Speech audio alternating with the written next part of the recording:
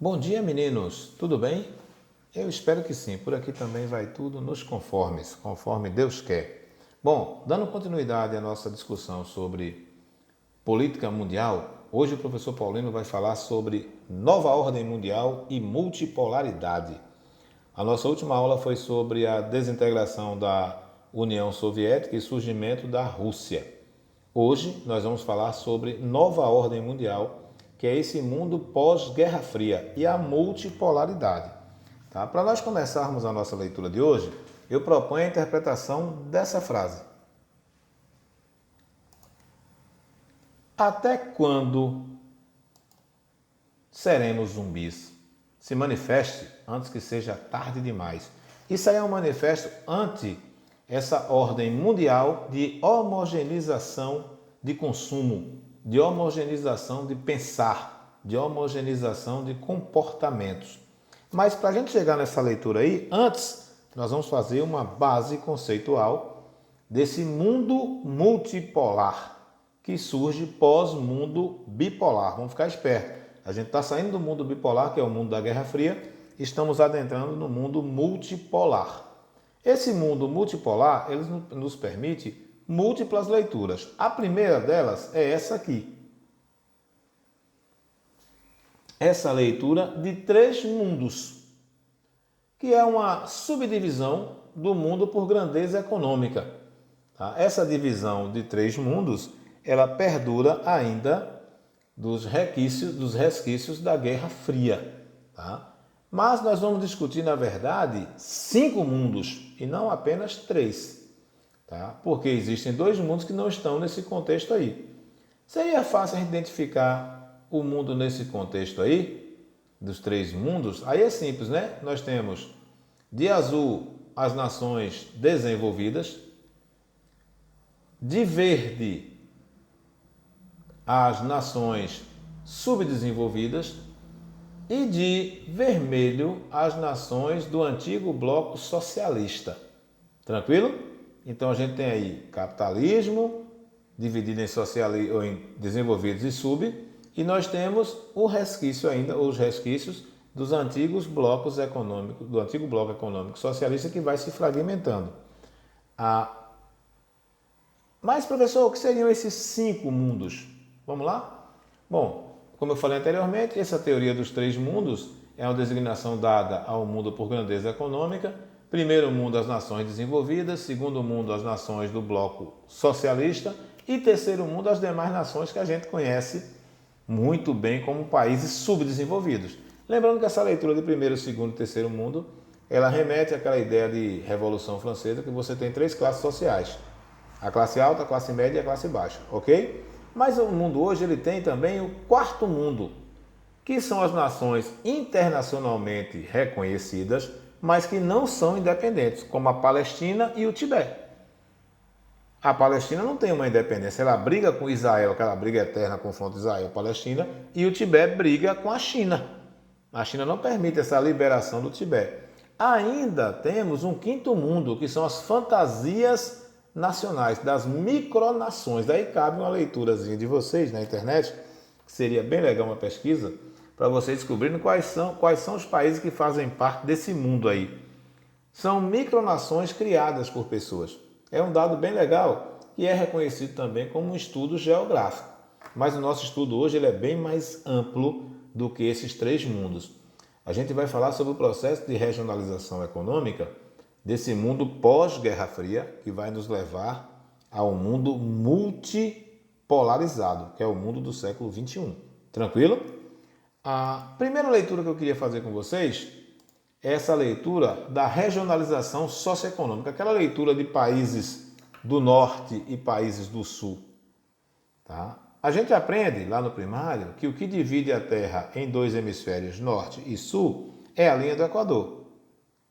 Tá? E essa linha do Equador ela fica no paralelo 0 e ela separaria ali, passaria na porção norte do Brasil, divide a África no meio, pega um pedacinho da Ásia e joga para a porção sul, mas foi criado uma regionalização socioeconômica e não geográfica, colocando no norte, que vocês veem aí de amarelo, os países ricos, e no sul, de vermelho, perdão, de laranja, os países ricos, E no sul de vermelho, os países pobres. Observe o que esses caras fizeram com a linha do Equador, a curva que ela faz para pegar o Japão e principalmente para pegar a Oceania, a Austrália propriamente dita, e colocar no bloco de países desenvolvidos. Essa é a chamada linha da pobreza. Ela separa literalmente os países ricos, desenvolvidos, dos países pobres, subdesenvolvidos. Lembrando, hein, essa divisão norte e sul é uma regionalização socioeconômica. Teve a regionalização da Guerra Fria, que é leste e oeste. Lembram? Ocidente e Oriente, Oriente socialista, Ocidente capitalista. Essa norte e sul é de rico e de pobre. Mas o que nós vamos trabalhar hoje não é a divisão nem leste e oeste, nem norte e sul. É a divisão dos polos de dominação econômica, ou dos multipolos de dominação econômica do século XXI. Vamos analisar esse mundo multipolar? Primeiro passo aí, nós temos a linha de novo da pobreza, estão vendo? De vermelho, ou melhor dizendo, em vermelho. E aí nós temos 3 áreas de influência.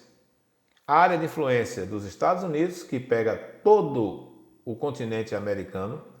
A área de influência da União Europeia, que pega a Europa e a África. E a área de influência do Japão, que pega a Ásia e a Oceania.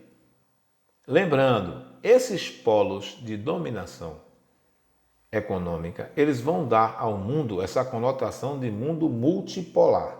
E aí nós vamos prestar atenção que nós vamos ter 3 países saindo na frente. São eles, Estados Unidos, Alemanha e Japão. Quando a gente ouvir falar em polos de dominação econômica do mundo multipolar, a gente vai lembrar Estados Unidos, Américas, Alemanha, Europa e África, Japão, Ásia e Oceania. São esses 3 países que vão formar o mundo multipolar. Só que quem fez um estudozinho simples percebe que esse mundo multipolar, na verdade, ele é unipolar. Ele só tem um polo de dominação, que seriam os Estados Unidos da América. Aí a gente pensa, por quê, professor? Por que seriam os Estados Unidos da América? É simples. Plano Marshall e Plano Colombo. Lembram? Plano Marshall é um plano de ajuda econômica dos Estados Unidos da América para a Alemanha, pós-Segunda Guerra Mundial. Plano Colombo é um plano de ajuda econômica dos Estados Unidos da América para o Japão, pós-Segunda Guerra Mundial. Então eu tenho 2 planos econômicos que ajudaram a Alemanha e o Japão. Quando acaba a Guerra Fria, o mundo vai ser dividido agora em mais polos, porque acabou a bipolaridade, Estados Unidos e União Soviética, a União Soviética perde e os Estados Unidos assumem esse papel de protagonista. O que é que vai acontecer? O mundo vai ser dividido em 3 polos. A Alemanha vai cuidar da Europa e da África, o Japão vai ficar com a Ásia e a Oceania. Mas os 2 devem dinheiro e favores aos Estados Unidos da América, que vai acabar sendo o grande manipulador desse tabuleiro que é o mundo contemporâneo. Então, o grande polo de dominação econômica hoje é os Estados Unidos da América. Então, há uns historiadores, uns pesquisadores que dizem assim, o mundo é multipolar ou ele é unipolar? Agora, no começo do século XXI, aparece a China fazendo frente aos Estados Unidos da América, mas eles ainda são esse polo de dominação econômica. É tanto que o livro de vocês, o módulo de vocês, perdão, ele traz agora aí um estudo de 4 nações. Nós vamos falar dos Estados Unidos, do Japão, da Rússia e da China, perdão, são 5 países, da China e da Alemanha. Os 5 países que mandam no mundo, que coincidentemente estão sentados no Conselho de Segurança da ONU. Há apenas uma exceção aí, dos membros do Conselho de Segurança da ONU, que é a Alemanha. Tá? Então, os países que são hegemônicos hoje, Estados Unidos, Alemanha, Japão, desse mundo multipolar. Aí você acrescenta aí Rússia correndo por fora e China correndo por fora, que são ex-países socialistas. Esse é o tabuleiro, como é chamado hoje, da geopolítica mundial. Tranquilo até aqui, meninos? Vamos avançar um pouquinho nessa geopolítica mundial para a gente poder entender. Bom, o primeiro bicho-papão são eles, Estados Unidos da América. E aí Essa imagem eu acho bem emblemática porque ela traz o cogumelo de uma explosão nuclear, que foram as primeiras criaturas a mostrar para o mundo o terror que é uma guerra nuclear, né? O quanto ela é assustadora, essa guerra nuclear. E aí nós temos os Estados Unidos, a conquista da hegemonia política e econômica dessa nação. Como que acontece essa transformação dos Estados Unidos numa potência hegemônica, mundialmente falando? Vamos a alguns dados estatísticos e históricos que vão nos ajudar a entender esse processo de ascensão estadunidense. Bom, essa hegemonia ela é conquistada em virtude do fortalecimento dos Estados Unidos durante a guerra. Observe, as duas grandes guerras mundiais, os Estados Unidos ele se fortalece porque ele estava distante fisicamente das guerras, enquanto as potências europeias elas vão passar por um relativo declínio, enfraquecimento econômico. Outro dado que traz essa hegemonia estadunidense é a economia ser internacionalmente conhecida. Os Estados Unidos da América eles conseguem expandir para o mundo todo a sua economia. É tanto que nós falamos hoje sobre o estilo de vida estadunidense. Então, assim, a economia é forte internacionalmente, as forças armadas detêm monopólio de bomba atômica e tem base militar por todo o mundo. Qualquer conflito no mundo hoje, os Estados Unidos da América intervêm. Washington, que é a capital estadunidense, ela dita a política de todo o Ocidente. Não se engane, quem dá as cartas no Ocidente e parte do Oriente também é os Estados Unidos, via Washington. E o dado mais importante e não menos significativo é essa supremacia econômica que eles conseguem alcançar graças à exportação de capital, de empresas, de produtos, sejam eles industriais, agrícolas ou tecnológicos. Como eu falei anteriormente, os Estados Unidos da América eles têm um estilo de vida próprio que se dissemina pelo mundo. Há uma disseminação dessa supremacia econômica estadunidense que somente agora, no século XXI, a China começa a fazer frente a essa hegemonia estadunidense econômica. Social já vai ser mais complicada. Bom, eles vêm se transformando em uma superpotência, como eu falei anteriormente também, desde a Primeira Guerra Mundial.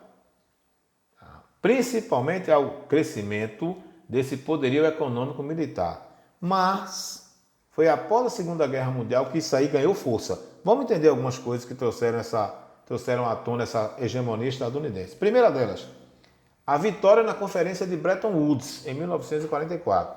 Para quem não se recorda, é na Conferência de Bretton Woods que é votado qual moeda seria a moeda mundo para estabilizar as trocas comerciais no mundo. O critério utilizado na época foi a jazida de minério de ouro. O país que tivesse a maior reserva de ouro seria o país que teria sua moeda como moeda mundo. Os Estados Unidos da América ganham, porque eles tinham a maior reserva de ouro na época, e aí o dólar passa a ser o que ele é até hoje, a moeda mais forte do mundo. Segundo, houve uma crescente participação das suas transnacionais pelo exterior. Lembra depois da Segunda Guerra Mundial? Que há uma expansão das transnacionais pelo mundo e as transnacionais estadunidenses, elas saem na frente.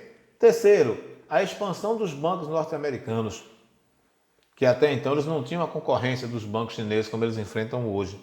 Então, esse terceiro item também fortalece. Além, para fechar aí com chave de ouro, o processo de descolonização da Ásia e da África criou dificuldades econômicas para os países europeus. Por quê? Os caras estavam acostumados a buscar esse subsídio, a buscar essa grana lá nas colônias asiáticas e africanas.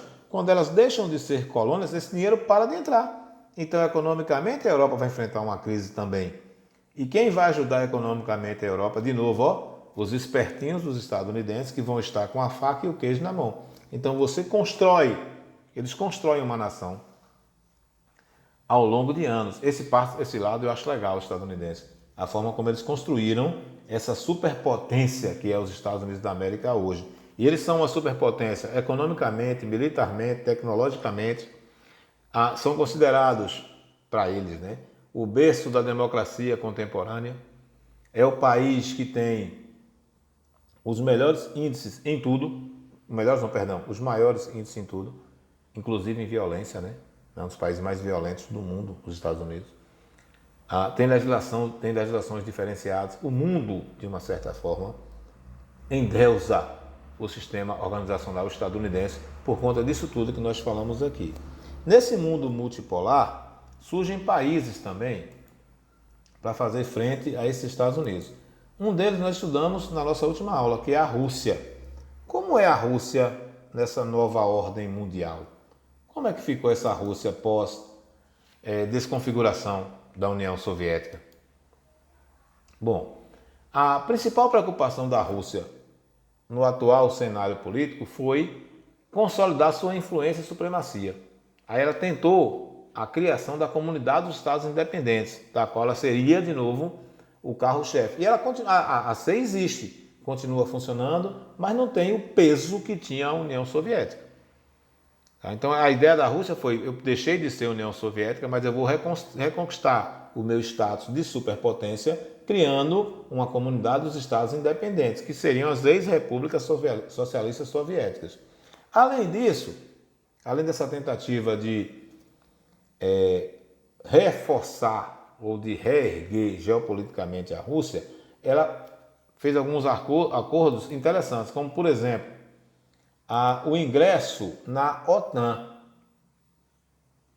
O ingresso na OTAN, lembrem-se, na época da Guerra Fria, a Rússia tinha, a União Soviética tinha o Pacto de Varsóvia, era o Pacto de Varsóvia contra a OTAN, a Organização do Tratado do Atlântico Norte, que hoje virou o Exército da ONU. Então a Rússia entra na OTAN, ela passa a fazer parte do Conselho de Segurança da ONU, então a Rússia faz parte das decisões principais do mundo hoje, decisões políticas principais no mundo hoje, porque ela é cadeira cativa lá no Conselho de Segurança da ONU, o que permite à Rússia uma maior tranquilidade no trato das questões geopolíticas do mundo. Tá? E o ingresso também da Rússia no G8. O ingresso no G8 também fortalece a economia, porque o G8 é o grupo das 8 economias mais fortes do mundo. Além disso tudo, a Rússia ainda tem estreitas relações com o Irã, a Síria, a Venezuela e a Coreia do Norte. Coincidentemente ou não, são todas nações inimigas dos Estados Unidos da América. Então, assim, a Rússia continua com seu jogo de bastidores para tentar a manutenção ou o retorno, como queiram, da Guerra Fria. Essa Rússia no século XXI, na nova ordem mundial, ela tenta se reerguer enquanto superpotência. O problema é que durante esse processo de se reerguer, não é mais aquele sistema socialista que eles mandavam. Então, eles estão se adaptando às novas realidades. Apesar de lá ter um cara chamado Putin, que Putin faz meio o que ele quer, né? A Rússia é um país que não obedece muito aos trâmites dos Estados Unidos da América. Pelo contrário, joga sempre no sentido contrário ao que diz os Estados Unidos da América. Lembra dos 3 polos de dominação que eu falei? O terceiro polo seria o Japão, conhecido como Terra do Sol Nascente. O Japão, ele vai entrar nesse contexto a partir do Plano Colombo. Lembra que o professor Paulino falou do plano de ajuda econômica dos Estados Unidos para a reconstrução do Japão pós-Segunda Guerra Mundial? Esse plano econômico ajuda o Japão a direcionar. O Japão para de investir em exército, porque ele ficou proibido por conta dos acordos que foram feitos pós-Segunda Guerra Mundial. Ele para de investir no setor bélico e se transforma na maior potência asiática em 70. É o chamado milagre japonês. Os caras já saem na frente do mundo todo. O Japão ele é o maior centro de tecnologia do mundo, mas em 70 ele já era a maior potência da Ásia. Por isso que ele vai virar um dos polos de dominação. Atrelado a isso, o Japão também tem uma elevada qualidade de vida, altos níveis industriais e tecnológicos. O Japão ele se reinventou, saiu dos shoguns, saiu dos samurais e viraram os profissionais de excelência. Isso faz com que o Japão cresça assustadoramente até o início do século XX, quando aí desponta a potência chinesa e o Japão começa a perder espaço para a China. Mas lembre-se, perde espaço no mercado de produção, mas não perde no setor tecnológico. Tanto que o Japão mantém-se como a terceira economia do mundo, atrás apenas dos Estados Unidos e da China. Um país que foi devastado pela Segunda Guerra Mundial, teve 2 bombas atômicas no seu território, é um território pobre demais de recursos naturais, importa recursos minerais, importa recursos energéticos, fica numa falha tectônica. O Japão tem terremoto, vulcanismo, tsunamis quase todo santo dia, e mesmo assim ele consegue transformar-se nesse mundo multipolar em um dos polos de dominação desse mundo multipolar, que é o Japão.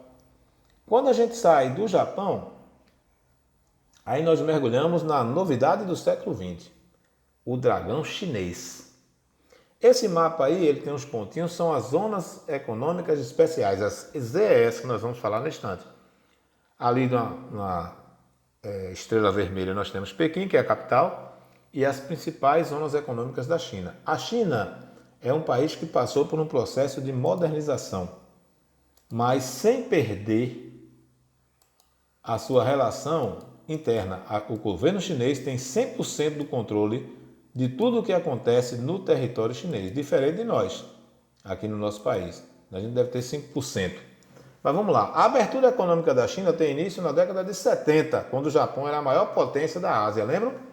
Um camarada chamado Deng Xiaoping é o sucessor de Mao Tse Tung, lembrando, vamos fazer uma pausa. Mao Tse Tung é quem promove a Revolução Chinesa. Mao Tse Tung está para a China, assim como Lenin está para a União Soviética, ok? Com a morte de Mao Tse Tung, Deng Xiaoping assume, e aí em 80, as zonas econômicas especiais são áreas criadas pelo governo chinês para receber investimentos internacionais. É como se a China dissesse assim, vocês podem entrar, capital, até aqui, o capital estrangeiro, mas dentro do meu território vocês vão investir do jeito que eu quiser. Primeiro dado, vocês não podem utilizar máquinas. Por quê? Porque o que mais a China tem é mão de obra. Então, assim, tragam as empresas de vocês, mas absorvam a mão de obra chinesa. Outra coisa, quem paga a mão de obra chinesa é o governo, não é a empresa. Então, vocês passam para o governo reproduz para os colaboradores. O que gera muita discussão no mundo moderno das pessoas achando que o governo chinês explora a sua população. Mas isso é uma discussão para um outro momento. Uma das vantagens da China, mão de obra barata e disciplinada, fraca legislação ambiental, não tem legislação ambiental, e os incentivos governamentais. O governo investe e muito para que as indústrias vão para lá, porque vão gerar emprego. Não é à toa que a China chegou ao patamar de segunda economia do mundo, e alguns especialistas dizem que antes da virada da terceira década, do século XXI, eles ultrapassam os Estados Unidos da América. Ficaram espertos e aderiram à PEC, que é um bloco econômico mais poderoso do mundo, do qual os Estados Unidos faz parte, Acordo Econômico da Ásia e do Pacífico, tá? É hoje a maior economia da Ásia, a China disparada, a segunda maior do mundo, é a maior da Ásia. A China não perde licitações de emprego para ninguém, não perde a licitação de emprego para ninguém no mundo, por conta dessas itens listados no quarto tópico aí. Um dilema da China é esse contingente populacional de 1,3 bilhões de habitantes, é muita gente para ser gerenciado. Mas a China consegue, assim como a Rússia, fazer parte do Conselho de Segurança da ONU, o que lhes traz muitos benefícios. Lembrem-se, a China está entre os 5 países que mandam no mundo. Eu vou repetir. A China é um dos 5 países que mandam no mundo, que é o Conselho de Segurança da ONU. Então, a China ela é também um dos polos desse mundo multipolar. Estão aí listados os motivos dessa dominação chinesa. E por último, e não menos importante, nós temos a Alemanha, tá? Que é um outro país que foi dizimado na Segunda Guerra Mundial, mas que aparece como um polo de dominação, graças principalmente ao Plano Marshall, que é aquele plano de reconstrução econômica da Europa Oriental, e a gente entende por Europa Oriental, Alemanha Oriental, é uma grana que vem dos Estados Unidos da América, fortalece a economia alemã, mas cria uma dependência da Alemanha em relação aos Estados Unidos da América. A Alemanha também participa da criação do Mercado Comum Europeu, que vai se transformar depois na União Europeia, tá? Que vai ser o bloco econômico mais forte do mundo até a saída do Reino Unido agora recentemente. A Alemanha é a maior economia europeia, assim como o Japão. Eles passaram por um processo de reconstrução, e esse processo de reconstrução eu acho fantástico, porque permitiu à Alemanha a ascensão pós-Segunda Guerra Mundial. Então nós temos aí Plano Marshall como carro-chefe dessa reconstrução da Alemanha, a criação do mercado comum europeu, que transforma-se logo após em União Europeia, e nós temos a maior economia da Europa também fazendo parte desse grupo de países que controlam o mundo, nessa leitura de mundo multipolar. Meninos, eu espero que a aula tenha sido agradável para vocês, tá? Como foi para o professor. Muito obrigado pela atenção e lembrem-se, tudo vai dar certo. Em breve nos livraremos desse distanciamento social e nos veremos. Um abraço e fiquem com Deus.